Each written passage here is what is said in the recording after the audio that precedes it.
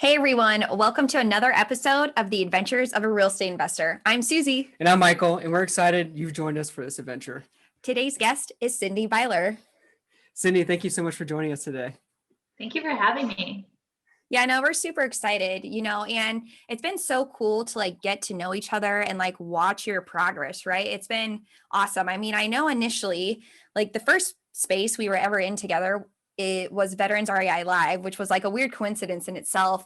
But then seeing you on Brian Briscoe's meetup and reaching out. And then, you were a great part even of me starting our real estate blog, right? Because that's scary in itself.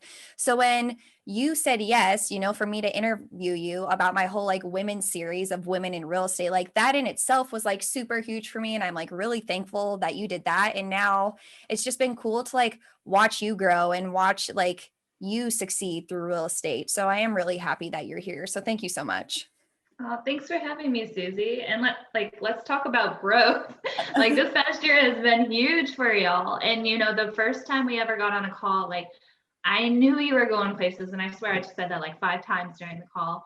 And y'all recently closed on your first deal. I know you're gonna hit it out of the park. I'm just so pumped for you guys, and I'm honored to be a part of this.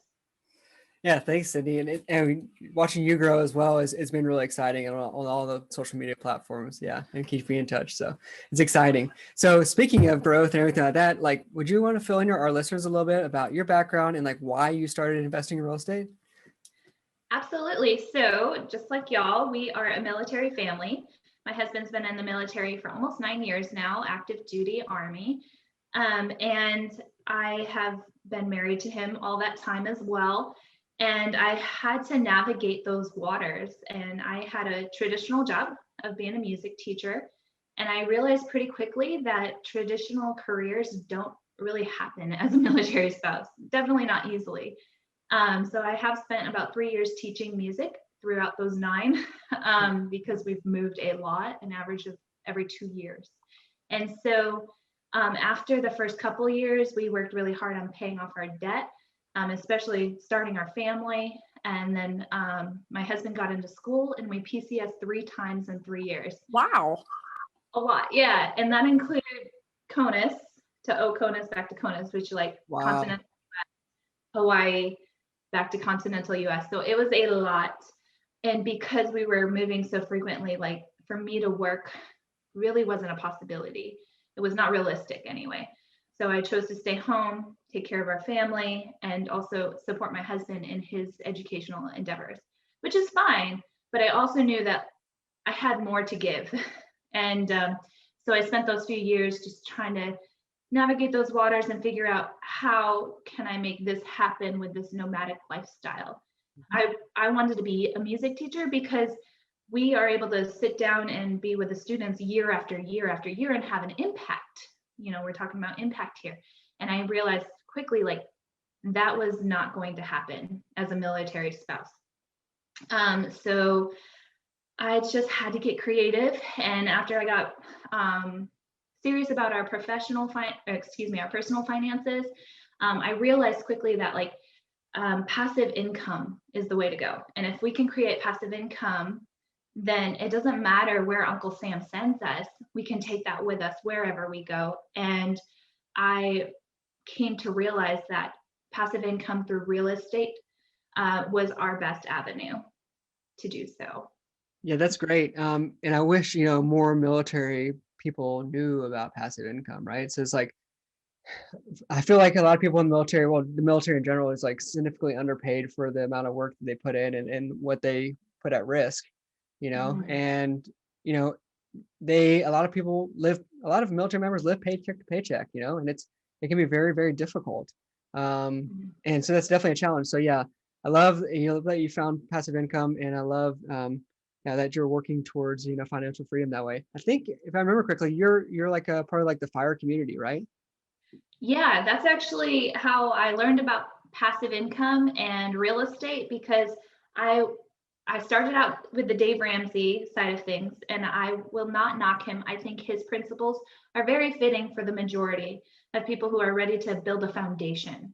But I also believe that's not a good place to stay once you've built your foundation. So I sort of graduated after we paid off our debt and got our emergency fund put in place. And I found the FIRE community, Financial Independence, Retire Early. Now, I don't know that we ever plan to necessarily retire early. I don't know. I think it would be fun to still travel and also like do our work, which I now know is still possible. So we're not quite sure what that looks like, but financial independence definitely was a priority. And I noticed in that group that there was a trend that those who seemed to be doing really well was involved in real estate in some way. I was like, I need a piece of that pie. So that's how, like, I knew passive income was a thing, but to like just take the jump into real estate, it can be scary, but I saw the potential. No, absolutely. And then can you actually go into the jump, right? Because like as a military spouse myself, like a lot of listeners might be wondering like, okay, like I've heard about it. I'm kind of understanding what passive income means, but like as a military spouse, like how did you jump into it? Because with us moving very often, you also have to like get past that limiting factor of I don't need to invest where I live, right? Like I don't need to invest in my backyard. I can be states away and still make this a very successful career. Sure. Yeah. So once again, this was something that the military like kind of forced my hand into, or back in 2015 or 14, excuse me, we lived in Kansas. And so just like everybody else, we had this lovely VA loan that we want to use, and we wanted to buy a house that was closer to my job and also not have to pay extra for the dog that we had. So we bought a house, and because my husband got accepted into school, we got orders to move within a year and a half of buying that house. And by no means were we in a position to sell the house, let alone pay the commissions to do so. So we kind of became accidental landlords that way. And so like right away, I was like, I am not taking any tenants to court. I'm not doing the litigation part. No, thank you. So I wasn't even thinking about tenants and toilets and termites. Like, Yeah. like I just don't want to do the court part. So I found a property manager in the area, and I can't even say that I interviewed a ton. I think we just got lucky. And the property manager turned out to do a really good job for us. We really weren't making any money because we didn't buy the house as like an investment property. It was a modest residential home. And so while we were off in San Antonio and while we were off in Hawaii, they did a fantastic job at doing their job. And I realized, wow, this is possible. Like we can do this. And so it was sort of in the back of my mind, like long distance investing is a thing and it is possible.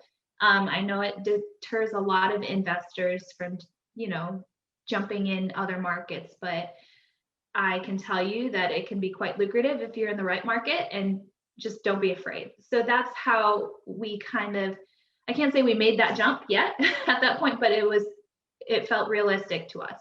And so after we, set our foundation, paying off debt and so forth, when we moved back to Texas from Hawaii, I accidentally landed a job as a teacher again. They were quite desperate, and I wasn't planning on it, but it happened.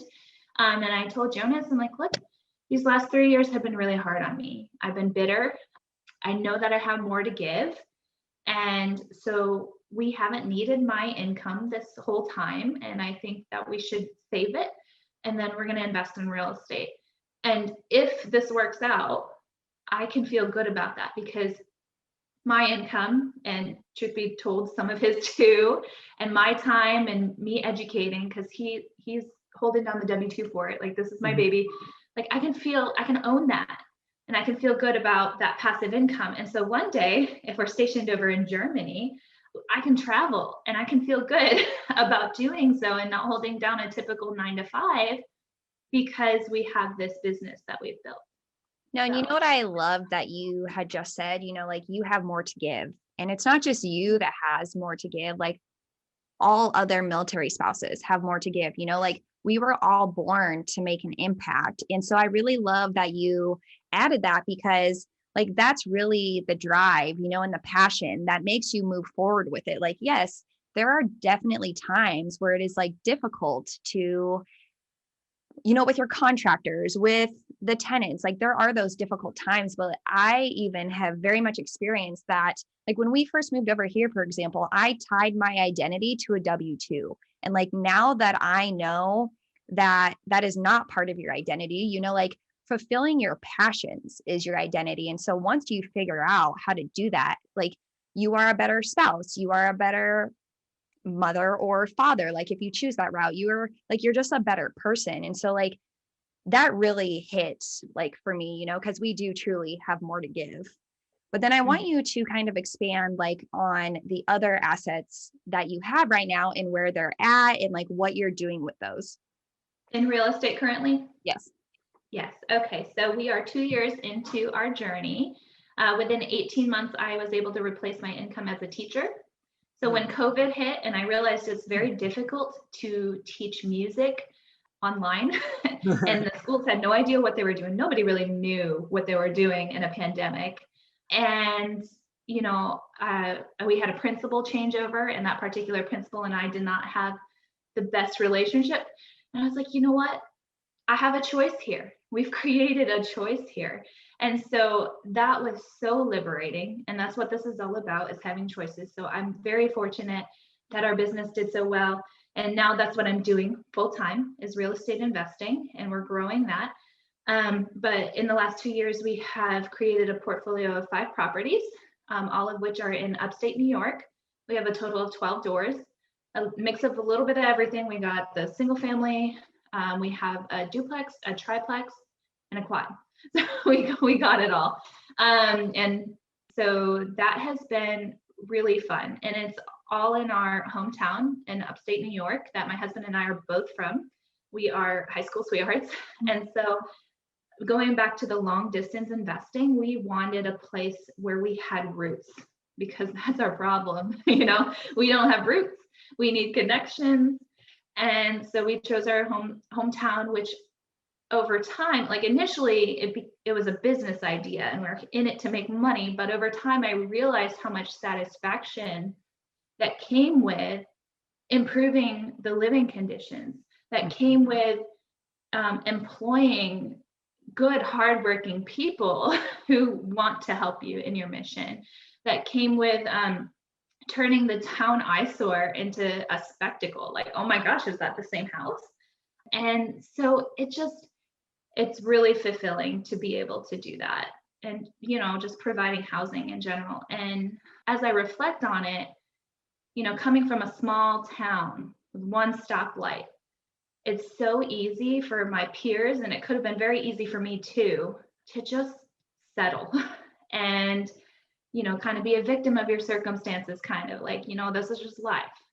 And I want them to realize their potential. Like there's more to this. And even if it just means me coming in and making a house a little prettier, like, you don't have to settle for less than you're worth. No, absolutely. And what's like great about that is like the whole impact piece, right? Like you truly are making like an impact back home. So like you're making an impact, like you said, with like the contractors that you put up, with the families that you're now serving that are in those homes. But like you said too, like you could have fallen into that trap. So you're also an inspiration to others, right? Like other people can see you and be like, wow, like this is something that I can also achieve. Cause that's like a huge part, right? Also with the identity piece is that like once you see people who look like you and they're also doing it, like you then can imagine yourself that you're doing it as well. Like we don't all just like understand visualization right from the get-go, like that's something that we all learn about eventually. So if we don't see ourselves doing it or see somebody else doing it, like it's really hard to put ourselves in that shoe. So like I love that. Like that's something that you're doing. And I know that you've like talked to me before about even like what you want to do within that community, and I know that we've discussed like putting up a playground, and I know that doesn't work at this time, but like, have you come up with other ideas where you can like definitely make that impact? Yeah. So as an entrepreneur, as a person who wants to like set goals and achieve them, it's always good to kind of set SMART goals and ones that can be measured. And so I'm working on kind of measuring how many families I want to impact in this community. And when you're essentially flipping houses, it takes time. And I don't believe I will affect as many families as I would like to just through that avenue. So I'm exploring other avenues. And so, as you mentioned, the playground, I was looking at this one piece of property. It was a grocery store that burnt down. And it's literally just been the cement, ugly slab in the middle of town for a decade.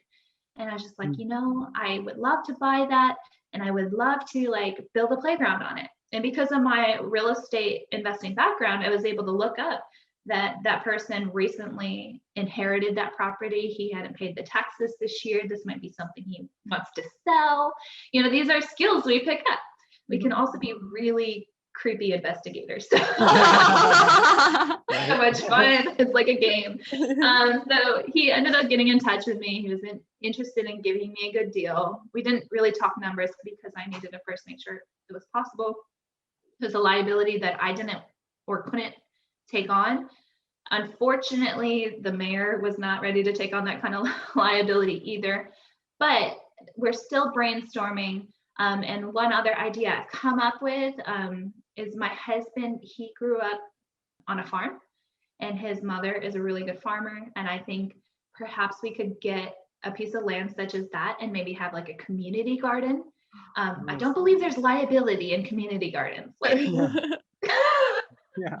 it would give something for the teenagers to do. And they can get awfully bored and involved in not so great activities because of that boredom. So this particular land is near the community center, and it really could be turned into something of like, growing fruits and vegetables and then putting on a food drive, which is also a need in this low income area. So that's another idea I'm playing with as a long distance investor. I can't really be there to do it, but I know my mother-in-law would find so much joy in heading that up. So we don't know, but there are other ideas in the work. And again, it's all about the impact and having a positive influence on the community there. That's awesome. And it really shows like how methodically you like think about things and how you don't give up, right? Like, so you could have easily said, well, hey, I tried to make an impact. I tried to build, put a playground in this one piece of land. But, at that point, a lot of people would just give up, right? Mm-hmm. And when the mayor was like, no, sorry, this is too much of a liability risk and things like that. But you were like, okay, cool. And then you just pivoted immediately. We're like, well, what else can we do? What doesn't, result in a liability risk? And community garden, cool.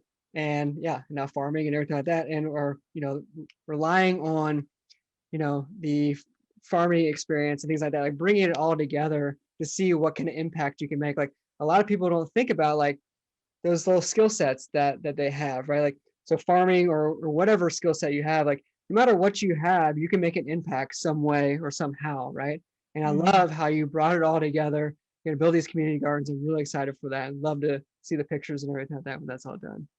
Well, thank you, Michael. I think as military spouses and just even y'all, like in the military, we have to be on our toes and we have to pivot. Oh, this didn't work. Well, guess what? We're going to have to make it work because we're moving into this house like this week, And, Susie mentioned something earlier about her identity being attached to a W-2. Like I've been there and I've realized, okay, well, my lifelong dream since I was an 8th grader of being a music teacher, that's not quite going to work out. So how else, I wanted to make an impact on children. How else can I do that? So I believe we are always revolving. And at the end of the day, if I can be an influencer or, have a positive impact in some way, I think I'm still achieving the same result. No, yeah. And it's even great that you say that, right? Because with so many people like and their goals, they make them so big that it's almost like they're not attainable, right? But like what we all need to like think about and understand that like even a like fraction of a positive impact is like an impact, right? So that compounded by like everything else that's happening in the world, like that's when like the beautiful ripples like take into effect. And that's when everything starts to happen. And so I really like that you touch on that. And then something else that really stuck out was that with the community garden, you had said like, oh, I think my mother-in-law can help. And that's a that's a huge thing, right? Like, so Michael and I actually just read a book called Who Not How.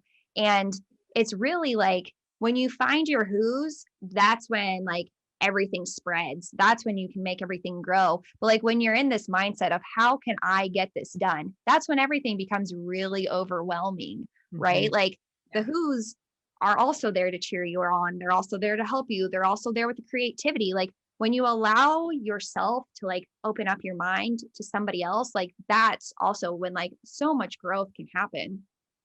Absolutely. And just to be completely transparent here, even if I were local, I would not be the who for that.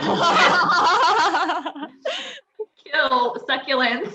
So, but she's an awesome gardener, and she's talked about having a restaurant. Sometimes she's an amazing cook too. So who knows what this will turn into. But we are out to have a bigger impact. And what's awesome about this in real estate is when you put the people first, the money will follow. So that is, I keep that at the forefront. And I really believe that my friends and family, the small knit community, sees that as well. And so whenever they see a property that, they've heard of, like all of our acquisitions have been off market. That's and people awesome. Are constantly reaching out to me. And I love that because they know that we have a greater mission here and they get to be a part of that. And so it's just such a cool experience. Yeah, that's great. I love that saying, like if you take care of the people, the money follows. And that's kind of like Susie and I's like mantra too. It's like people first, like people meaning like the residents, the families that live in our communities. People first, mission second. So it's kind of like a military thing as well, like that I've kind of transformed and used in our real estate business. But yeah, we always take care of our people first, and then the mission is second, right? And the mission, providing returns for our investors and things like that. Like we need to take care of the residents, the people. Those are lives that we're actually responsible for, right? Providing them with safe, affordable housing. So absolutely. I was just going to say, at the end of the day, for us anyways, the money is great, but for us, it's a tool. We are constantly reinvesting and growing. And we were having a conversation earlier, like, hey, honey, like another way we could get the community involved is if we find other private lenders within the community, then we can, they can have a part of that and then we can pay them and it's just all staying in the community. So it really is just a tool to grow and realize the potential. There's that saying, if you want to go fast, go alone. If you want to go far, go together. So that's what we're working to achieve. No, I do really love that. And even something that you touched on before, right? Like it's pretty much like focusing on the people. And that actually makes me think of your company name, Passive Patriots. Can you expand a little bit on that? Just because like when I think of it, I definitely think of like people first. So I definitely want to like have you deep dive into that. I love that. Thank you. Yeah, so Passive Patriots is kind of our new company name. Initially, we were real creative and started with Byler Properties. So we're like, we need to develop this more. Like this is growing into a thing and it's going to continue to grow. And we wanted it to be attached to our identity and our why. And really, we would have never found real estate investing if it wasn't for the military lifestyle that we have. And so we wanted some sort of patriotic type thing embedded in that. And to be honest, when you're coming up with an LLC name, it can be tough because you can't have the same name as somebody else. Yeah. So we went round and round and round, and then I was like, okay, let's think alliteration. And so I threw that name out there out of nowhere. Although my husband says it was him, I'm pretty sure it was me. Our initial response to that was like, that needs explanation. Like it sounds like you got this couch potato of a veteran just sitting around. And so like for us, I think it's easy for us to understand because we know, the term and the why. But fortunately, I think people get the picture that we're trying to put out there is that we are a military family that is seeking passive income, and we are out to make a positive impact on our community. And it was through the opportunities that we have that we can do so. Because if we had stayed in that small town, those same opportunities would not have been had My husband is about to pursue his PhD, and all of it has come from the military and the Army. And we're just so very thankful. And again, it's about realizing potential. And to get a little deep, like I grew up in poverty, and I remember going around those same streets in this small town collecting pop bottles, because you get a deposit for the pop bottle. And that's how a lot of like my most basic necessities were met. So we're going from basically being a beggar on the streets to, you know, buying up the houses, like the very necessity for families, having shelter over your head and being able to improve that for others is just so fulfilling, and it's a huge honor. Right. Like it's really awesome that you can take care and like fulfill that basic need for someone else. Cause that's a phenomenal thing to be able to do. So it's getting towards the end of the show, but before we wrap things up, we want to, get into the segment, the Adventurous Four. So these are 4 exploratory questions we ask every guest. So the first question is, where is one place you wish to travel and why? So I would like to travel a lot of places, but the first one that comes to mind is Ireland. I'm sure y'all have been there, but I have never been to Europe, and there's always been this like internal connection for me that I would love to just go and like explore. And that is one particular place. I remember as a child looking through my mentor's pictures of her trip there, and so green and so gorgeous, and there's cliffs. And so that is certainly one place I would love to go. We wanted to go there for our honeymoon, but we had a short-lived engagement because my husband was supposed to be deployed. So that didn't happen, but one day it shall. No, it definitely will. Awesome. I know you'll get there. So then question number 2 is, what is one thing that is on your bucket list, and how are you leveraging real estate investing to achieve it? So I couldn't come down with one particular thing, to be honest. There's like so many things, but for me, at the core of it, it's the power of choice. That is really big for us. I'm not sure that I'll ever go back to teaching, but I still made sure to go and redo my certification, because should I decide to, even though I'm very much enjoying our business, I have that choice. Should my husband decide that, he's not finding, he loves the Army. He's very much enjoying his time now, but who knows, that could change. And I want to provide the opportunity to choose another route if it comes down to it. Also just, going and traveling the world, or maybe we'll work and travel at the same time. Like, we don't know what our future looks like, but we sure want choices to be a part of it. I love it. Yeah, I do too. That's a great answer. Great.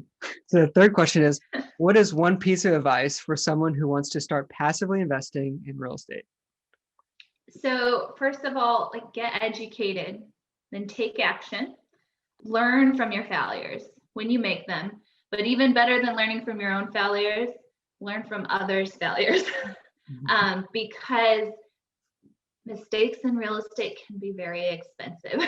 And it's better to be proactive instead of reactive. And then should you make those mistakes, make sure you learn from them, because chances are it's going to cost you something. It's going to cost you time. It's going to cost you money. But what's important is that you don't make that mistake again. You learn from it. And then it's no longer an expense, but an investment. So Absolutely right. I'm like super big on failing forward. So I love that you hit on that. And then the final question is, if you had unlimited resources available to you, how would you leave an impact? So, we're in a coaching program together, and I know you touched on this one day, but at the end of the day, I would totally just invest. I'm just one person. And so I can only do so much myself, but I would invest in mentorship programs for youth. I had the most wonderful mentor growing up, and she made a huge impact on me. She helped me realize my potential and how I did not have to accept, my circumstances, that there's so much more out there for me. I feel like I've always been blessed with a growth mindset, but she certainly kindled that fire. And so I would love to just, help other youth realize that there is more for them. And one-on-one mentorship can certainly do that. I've seen it happen, and I know it can happen. And it just makes for an even greater future, right? No, absolutely. It really does. And I'm so happy you like comment on that, because like, even from my point of view, right? Like, I mean, I think the children are the world. So I totally understand how powerful that impact will be. So thank you for sharing that. Yeah, mentors are huge. No matter, if you're young or older as well, like I wish I had a mentor like you just described that you had. But I didn't. And so that's awesome. I'm very fortunate. Yeah. Unfortunately, she's no longer with us, but I am definitely taking this life by the reins and hope that I make her proud every day. Yeah, that's awesome. So before we end the show, Sydney, we don't share with our listeners like how they can get a hold of you or reach out to you. Yeah, absolutely. So I'm totally a millennial. The best way to reach me is on Facebook. Usually when you look up Cindy Byler, I'm like right there. And then I'm also on LinkedIn. I'm admittedly not so active on there. I'm trying. Could try harder. And then if you would like to email me, my business email is Cindy Byler, REI as in real estate investor @gmail.com. Awesome. Thanks so much. And we will make sure to add those to the show notes. Awesome. Yeah. And we are so happy to have you on, Cindy. Thank you so much for like taking time out of your day to do this. Like I said before, like I love the growth that I've seen with you. And since we are together, definitely until the end of the year, and I hope our friendship continues after that. Like I just can't wait to see everything that you do, because the community that you are impacting, like that is great. So I do appreciate you for that. Thank you, Susie. Right back at you, friend. Awesome. Well, thank you so much, Cindy, for being on the show. Until next time. Explore more. Adventure awaits. Woo!